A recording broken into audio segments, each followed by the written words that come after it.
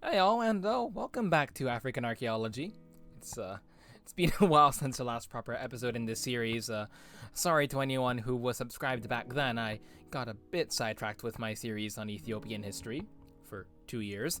Anyway, I finished the narrative for that part of the series, so I'm more free to do more variety content, and I thought that it would be cool to revive this series because Africa's archaeology has barely been explored.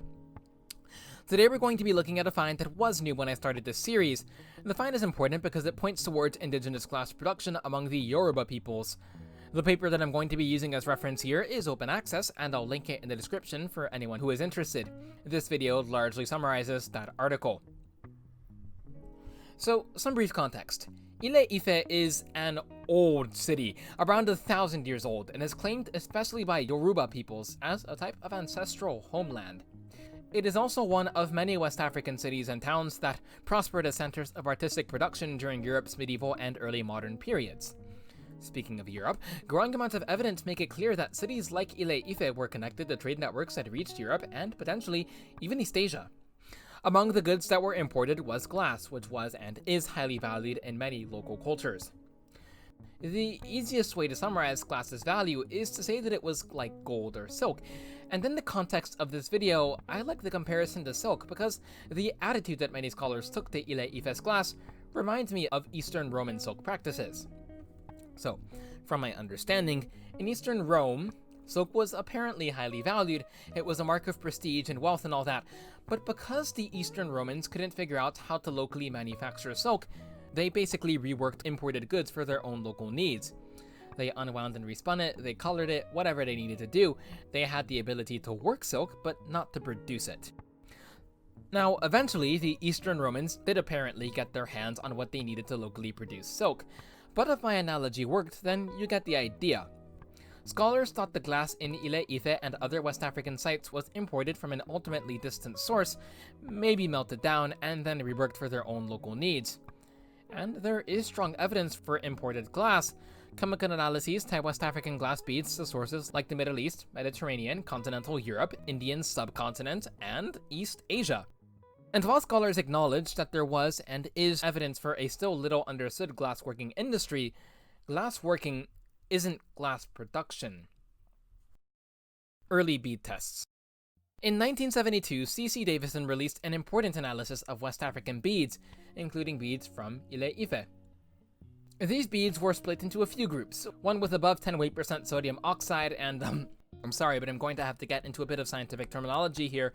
So weight % is basically a unit for how much of a compound is composed by a specific thing. So, think of it this way. If I have a 100-gram cake and I have 10 grams of strawberries in that cake, I'd have 10 weight % strawberries. So anyway, one group had above 10 weight % of sodium oxide and very low aluminium. Another had very low sodium and very high aluminium, and another one still had far less sodium and far more potash, suggesting wood ash was used during glass production. This is kind of like glass from medieval Europe, so Davison suggested that these beads were European and/or Middle Eastern. In the eyes of many, Davison's study basically confirmed the assumed theory, and this wouldn't be challenged until a 2006 study, over 30 years later, by, among others, J.W. Langton. Langton's study gave the established theory a bit of a problem. He analyzed a bunch of beads attributed to Ile-Ife and taken from museums, and also some slightly melted ones from local markets. After analyzing these beads, Langton and his group found something interesting. One group of glass had high sodium and lime, this being the imported glass. Another had high lime and low aluminium. A third of them had a lot of aluminium and a lot of lime, above 13 weight % aluminium and 15 weight % lime. Compellingly, he therefore called this group high lime, high aluminium, HLHA, and you might be thinking, oh cool, so Langton and his group found a completely new set of glass beads. Actually, not really. See, Davison actually found this group of high lime, high aluminium beads in her study. She defined it as her class 3 of beads. But then she wrote, quote, class 3 should probably be regarded as a kind of class of miscellaneous leftovers. She didn't give class 3 much attention, which is partially understandable. In her survey, the HLHA samples didn't comprise a majority and didn't even appear at all of the sites. But by the same token, she acknowledges that class 3 was subject to local glass industries, saying they were, quote, involved in the reworking activity, but then doesn't consider even the possibility that they could be old, locally produced glass. So, unlike Davison, Langton thought that these weird aluminium and lime beads probably meant something. These were hitherto unknown among Old World glass samples. European and Middle Eastern samples apparently are rarely above 5 weight percent aluminium, and though South Asian glass has high aluminium, it lacks the high lime. Langton therefore argued for a local manufacturer, but the problem was that Langton got his samples from not the best places. Local markets in Ife with half-melted beads and museums that claimed the artifacts were from Ile-Ife. Now, who knows where and when the market glass was produced, and museums aren't always great at identifying their African artifacts. So basically, Langton and his group had no firm spatial or temporal context to put their finds in, just strong pointers to Ile-Ife. Further research was needed. So in 2015, a team including A.B. Babalola made a massive dig in and around the Olokun Grove near Ile-Ife.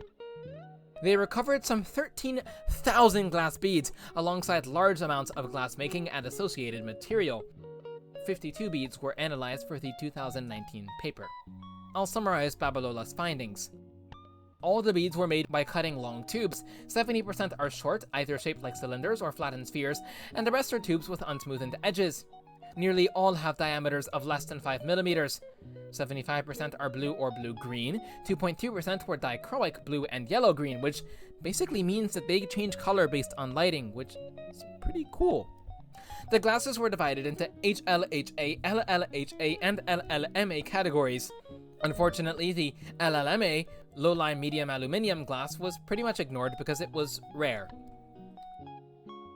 So, in 2015, some other researchers made the argument that the HLHA glass was made with local snail shells and sand, the argument being that the snail shells, being a byproduct of a local delicacy, caused the high lime content.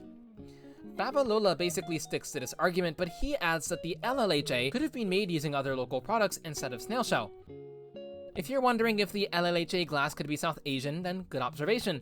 Babalola actually considered this too, but he argues that it's not South Asian because it has unusually high uranium contents.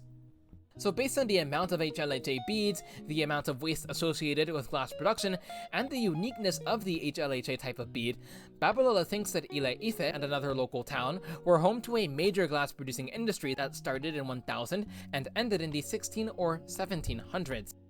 This could establish Ile-Ife not only as an importer of glass, but also as a major producer. That's pretty cool. Okay, but how widely distributed was the HLHA type of glass? Well, apparently it's been found across West African sites, from Ile-Ife to Igbo Olokun to Kumbisale to Gao. I'm eager to follow this research as it develops, and if you're interested, I fully encourage you to do the same. Conclusion and closing thoughts.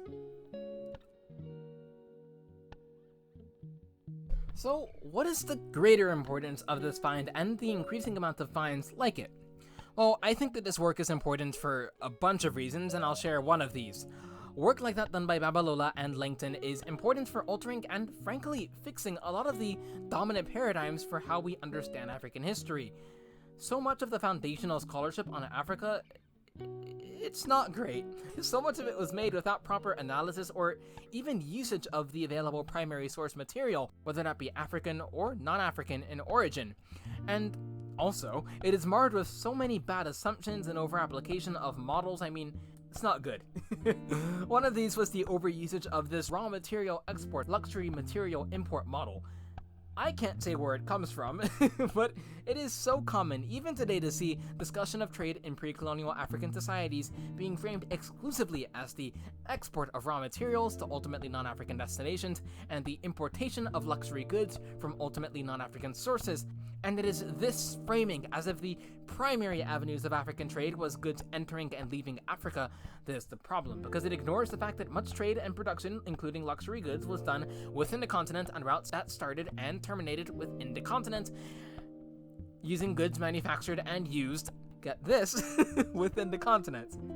And you might intuitively understand that this was happening, but scholars, and I'm going to be a bit mean here, collectively failing to pursue and understand these routes and industries, whether that be because individuals didn't think that they were important, because they wanted to frame Africa in a broader quote-unquote global context, whatever that actually means, or because they just didn't realize that it was happening, that collective failure led and leads to a disproportionate representation of one, and therefore, because we only have so many scholars with so much time to go around, a disproportionate lack of information on the other, which in turn hurts our ability to understand the societies that we want to understand.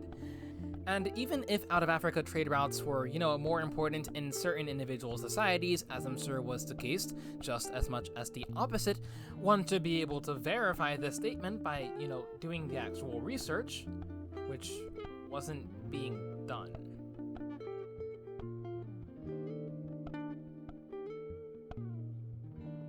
Neither the archaeological find nor the work that I have paraphrased in this video are mine.